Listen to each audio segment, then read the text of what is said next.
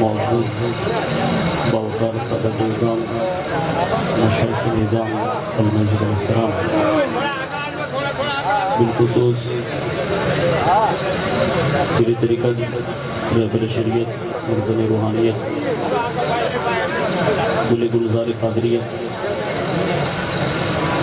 صوفی الحاج سید محمد یوسف نواب قادری الجیلانی دامت برکاتہ القدسیہ، حضور پیر طریقت رہبر شریعت مرزن روحانیت گل گلزار قادریت الحاج سید محمد ابراہیم نواب قادری الجیلانی دامت برکاتہ العالیہ،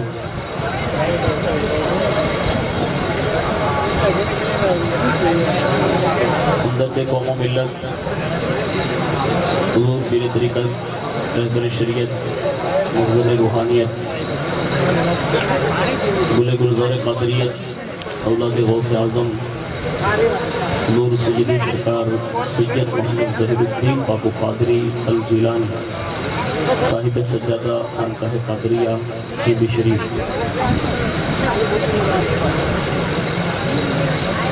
باہر سے تشریف فرما حضور پیر طریقت خلیفہ حضور شیخ الاسلام حضرت علامہ مولانا سید محمد شکیل میاں باپو شیرازی دامت برکاتہ العالیہ،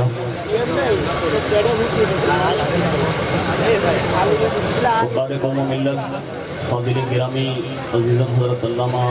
مفتی نواز یار علوی صاحب شرفی دامت برکاتہ العالیہ، دیگر معزز جو سادات کرام اور علماء ذوی احترام کا ایک عظیم قافلہ اس وقت اسٹیج پر اور کرسیوں پر براجمان ہے، میں ان کی نظر ایک شعر پیش کر دیتا ہوں جو 100 سال پہلے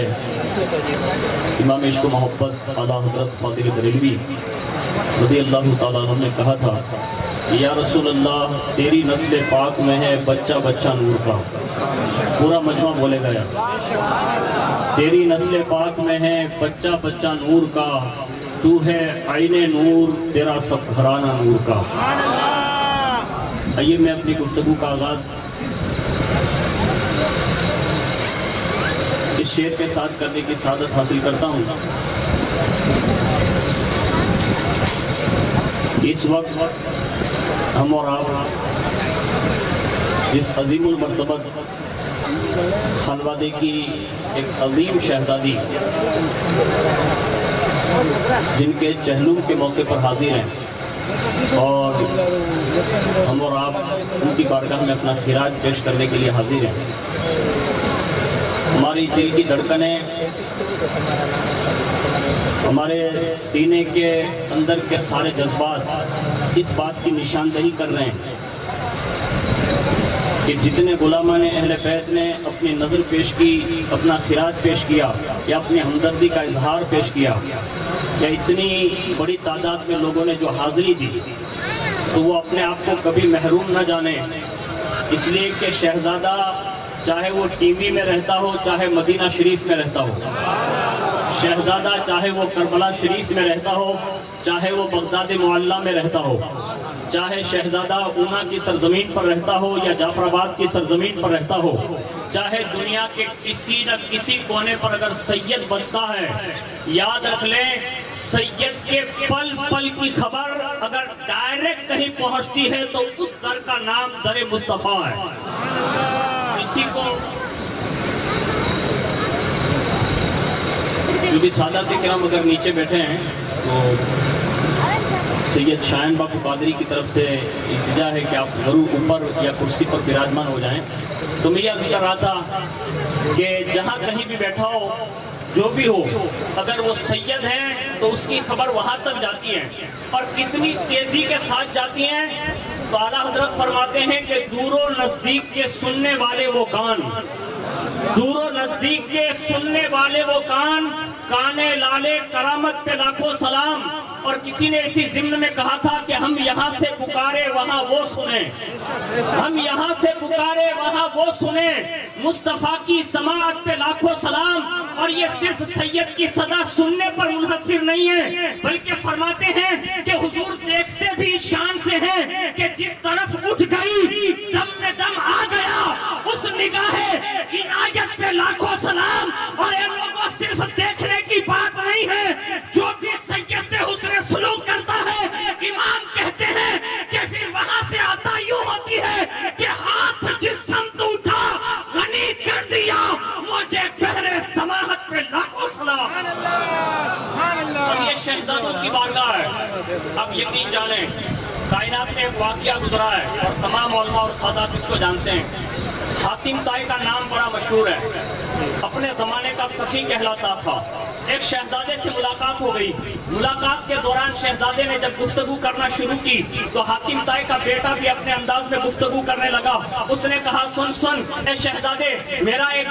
دادا تھا جو فلاں حویلی کا مالک تھا, اس کے 10 دروازے تھے. جب بھی کوئی سائل آتا تھا پہلے دروازے سے مانگتا, اگر حاجت پوری نہ ہوتی دوسرے دروازے پر جاتا, میرا دادا دیتا تھا. اس کے بعد کہا یک کے بعد دیگرے, اگر 10 مرتبہ وہ دروازوں پر جاتا اسے دیتا, کبھی محروم نہ لوٹاتا. جب یہ بات شہزادے نے سن لی, اور شہزادہ کسی بھی صورت میں ہو اگر میں اپنی محبت کی زبان میں یوں کہہ دوں تو یہ وجہ ہوگا کہ صدیوں کے بعد بھی اگر کوئی سید ظہیر الدین قادری کی صورت میں ہو, سید محمد شایان قادری کی صورت میں ہو, یا ان شہزادوں کی صورت میں ہو, شہزادہ ہر حال میں شہزادہ ہے. اس لیے کہ کربلا کی تاریخ یہ بتاتی ہے کہ جہاں قاسم تلوار اٹھا سکتے ہیں, علی اکبر تلوار اٹھا سکتے ہیں, عباس بازو کٹوا سکتے ہیں, 56 سال میں امام حسین اپنا تن من دھن اور جان دے سکتے ہیں, وہاں سید کا 6 سال کا علی اصغر اپنی بھی قربانی پیش کر سکتا ہے. اور یہ شہزادے نے جب حاتم طائی کے بیٹے کی یہ پوتے کی بات سن لی نا تو فخر سے کہنے لگے,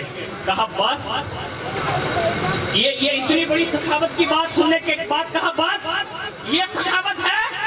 کہا یہ سخاوت نہیں ہے تو کیا ہے؟ تو فرمایا سن, تیرا دادا سخی تھا یوں تو کہتا ہے, 10 دروازے تھے حویلی پر وہ تو کہتا ہے, ہر سائل جو ہے 10 سے پاتا تھا یہ تو کہتا ہے. یہ بھی کوئی سخاوت ہے؟ اس لیے کہ تیرا دادا اس لیے دیتا تھا کہ بظاہر خزانے موجود تھے, لیکن سید سے سن, سید کا ایک نانا تھا,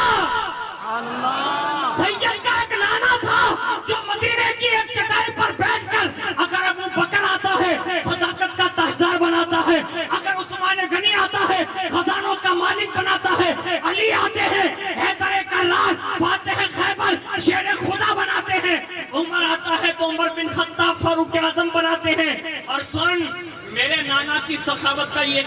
اعجاز تھا کہ ایک بار اگر مانگنے والا آ جاتا پھر زندگی میں اس سے مانگنے کی حاجت پیش نہیں. یہ اس دربار کے اعجازات ہیں جس پر جتنا تبصرہ کیا جائے اتنا کم ہوگا. لیکن امام نے ایک بڑی بات کہی ہے, اللہ کرے ہمارے سینے میں اتر جائیں. امام کہتے ہیں لا ورب العرش, جس کو جو ملا ان سے ملا. لا ورب العرش, جس کو جو ملا